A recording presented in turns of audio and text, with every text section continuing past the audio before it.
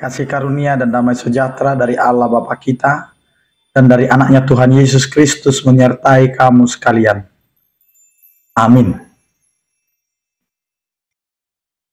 Bapak, Ibu, dan saudara-saudara yang dikasihi oleh Tuhan kita Yesus Kristus dimanapun kita berada, untuk mengawali aktivitas kita di akhir pekan ini, marilah kita mempersiapkan hati dan pikiran kita mendengarkan firman Tuhan yang tertulis di dalam Lukas pasal 6 ayat 37. Demikianlah dikatakan, "Janganlah kamu menghakimi, maka kamu pun tidak akan dihakimi. Dan janganlah kamu menghukum, maka kamu pun tidak akan dihukum. Ampunilah, dan kamu akan diampuni." Demikian firman Tuhan. Bapak, Ibu, dan saudara-saudara yang dikasihi oleh Tuhan kita Yesus Kristus, sebab akibat itu akan terus berlaku di tengah-tengah kehidupan setiap ciptaan, apapun ceritanya. Bahkan sehebat apapun kita menghindar dari segala sesuatunya, pasti itu akan datang juga. Dan itu juga yang terjadi ketika kita menjalani hidup kita di dalam keseharian kita. Ini akan berlaku yang disebut dengan sebab akibat. Karena apa yang dirasakan oleh orang lain tentang kita, maka itu juga yang akan kembali kepada kita. Walaupun tidak sepenuhnya demikian. Tetapi melalui firman Tuhan ini, kita mau diingatkan Bapak, Ibu, dan saudara-saudara, bahwa ada istilah timbal balik atau balasan dari setiap apa yang kita perbuat.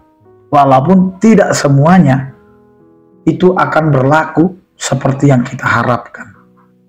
Kita diingatkan melalui firman Tuhan ini Bapak, Ibu, dan saudara-saudara.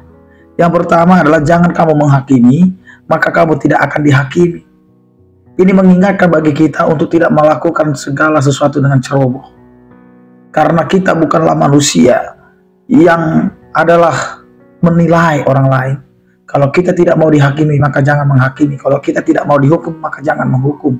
Karena segala sesuatunya itu akan kembali kepada kita. Apa yang dilakukan oleh manusia di dalam kehidupannya, itu juga yang akan berlaku bagi kehidupannya.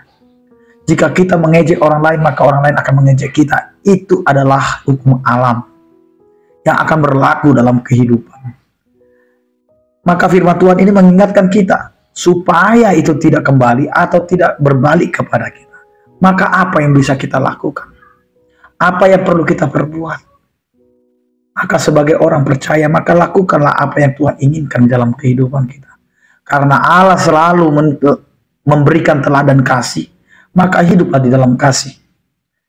Tidak pandang bulu. Tidak hanya mencari kesalahan. Tidak hanya mengkoreksi. Tetapi mari kita sebagai orang percaya harus menjadi orang-orang yang bisa memberikan solusi dalam setiap perjalanan kehidupan atau setiap masalah kita. Karena kita hadir bukan untuk menjadi masalah, tetapi kita hadir harus bisa menjadi solusi dalam kehidupan. Dan ini yang dibutuhkan. Karena apa? Karena kita bukan untuk menilai orang lain atau menghakimi. Jika orang lain jahat, bukan berarti kita bisa melabelkan dia menjadi penjahat. Tetapi tugas kita sebagai orang percaya adalah ketika kita melihat kejahatan, maka kita harus bisa merubah kejahatan. Atau kita bisa memberikan ruang untuk mereka bertobat, berubah dari kejahatan. Karena setiap orang percaya harus bisa memberitakan berita tentang Allah yang bisa merubah, yang bisa memberikan yang terbaik. Jika memang masih banyak yang jahat, maka disitulah kita diutus untuk merubah yang jahat itu menjadi kembali kepada kehendak Allah. Apa yang dilakukan? Bukan menghakimi, bukan menghukum, tetapi apa? Jelas dikatakan di bagian kalimat terakhir, ampunilah dan kamu akan diampuni. Maka bukalah hati dan pikiran kita untuk bisa terus mengampuni. Jangan pernah tutup kehidupan kita. Jangan pernah tutup iman kita untuk mengampuni orang lain. Sesakit apapun, separah apapun, semenderita apapun kita, di dalam kehidupan kita, di dalam menjalani hari-hari kita, Tuhan mau berkata, jangan pernah menghakimi dan menghukum. Jangan pernah menghujat, jangan pernah mengancam. Tetapi firman Tuhan hari ini menekankan kepada kita, ampunilah, dan kamu akan diampuni. Karena itu juga yang diajarkan oleh doa Bapa kami. Agar kita diampuni, maka kita harus bersedia mengampuni kesalahan orang lain. Sehingga inilah yang menjadi iman kita.